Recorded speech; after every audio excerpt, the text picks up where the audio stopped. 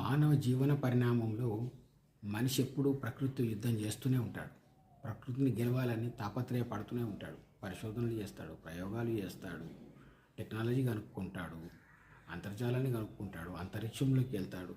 ప్రతిదీ శోధించాలి, సాధించాలి అనేదే ఉంటుంది. కానీ మానవునికి ఎప్పుడు భయపడేది, ప్రకృతి ఎప్పుడు భయపెట్టిస్తున్నది రెండు విషయాలలో. ఒకటి మరణం. మరణాన్ని జయించలేడని అర్థమైపోయింది. రెండవది మరణం కన్నా భయంకరమైనది వృద్ధాప్యం. వీటిని జయించడానికి చాలా ప్రయత్నాలు చేస్తున్నాను, కానీ సక్సెస్ కాకపోతే ఇప్పుడు వృద్ధాప్యాన్ని ఎలా జయించలేము, కానీ స్లో చేయొచ్చా అనే దాని మీద లండన్లో ఎంఆర్సి ల్యాబొరేటరీ ప్రయోగాలు చేసింది.